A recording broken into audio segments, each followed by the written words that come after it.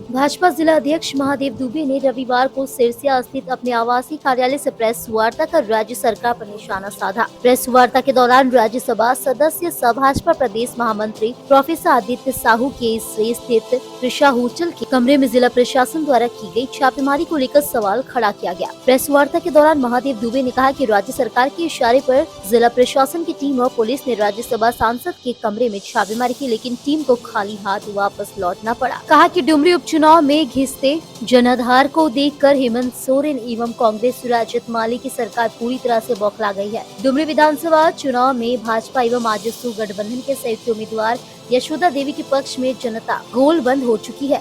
यशोदा देवी जी के पक्ष में महिलाएं, युवा, बेरोजगार, नौजवान, हर तबके के लोग अपना समर्थन दे रहे हैं। उन्होंने कहा कि राज्य सरकार के मुखिया हेमंत सोरेन को उम्मीद थी कि जिस कमरे में राज्यसभा सांसद रुके हुए हैं वहाँ नोटों का भंडार मिलेगा, लेकिन टीम को कुछ नहीं मिला और वापस लौटना पड़ा। उन्होंने कहा कि आदित्य साहू जी ने छापेमारी के लिए पहुंची टीम से छापेमारी से संबंधित चुनाव आयोग का पत्र मांगा गया, लेकिन वह भी नहीं दिखा सके। इससे साफ पता चलता है कि राज्य सरकार के इशारे पर यह छापेमारी की गई।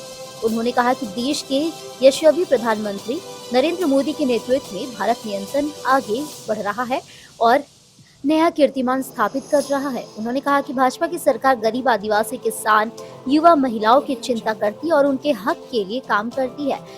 कहा कि झारखंड के मुख्यमंत्री हेमंत सोरेन ने सरकार बनते ही 5 लाख बेरोजगार युवाओं को सरकारी नौकरी देने का वादा किया था।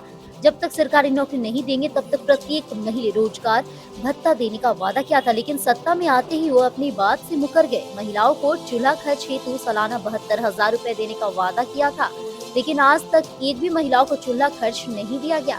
हेमंत सोरेन के नेतृत्व वाली सरकार जनता से किए गए हर वादे भूल गए और झारखंड के जल, जंगल, जमीन, बालू, पत्थर लूटने में लगी हुई है।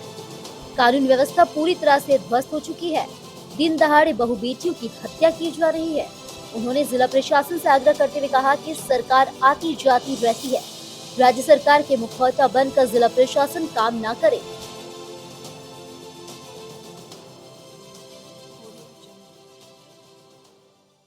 आप सभी जान रहे हैं कि डुमरी में उपचुनाव चल रहा है और राज्य की जो हेमंत सोरेन की सरकार, कांग्रेस गठबंधन की सरकार है, वो अपने गिरते जनाधार को देखकर बौखला गई है और इसी का परिणाम है कि राज्यसभा के सांसद और भारतीय जनता पार्टी के प्रदेश के महामंत्री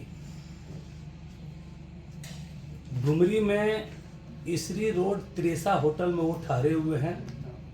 संगठन के दृष्टिकोण से वो यहाँ के उपचुनाव युवकों को जो राज्य सरकार ने ठगने और छलने का काम किया है, इसी की परिणाम है कि जहाँ जहाँ हेमंत सोरेन, कांग्रेस के लोग, आरजेडी के लोग, माले के लोग जा रहे हैं, जनता उनसे सवाल कर रही है कि आपने जो चुनाव के समय में जो आपने वादा किया था कि सरकार बनते ही 5 लाख युवाओं को नौकरी देंगे और बेरोजगारों को 5 से 7 हजार प्रत्येक महीना में भत्ता देंगे, महिलाओं को चूल्हा जलाने के लिए, चूल्हा चलाने के लिए, चूल्हे के खर्च के लिए सालाना 72,000 रुपया देंगे, किसानों को उत्थान के लिए किसानों को कर्जा माफ करेंगे, गरीबों को 3 कमरे का आवास देंगे, एक भी वादा उन्होंने पूरा नहीं किया और जनता उनसे पूछ रही है कि आपके किए गए वादे कहां चले गए।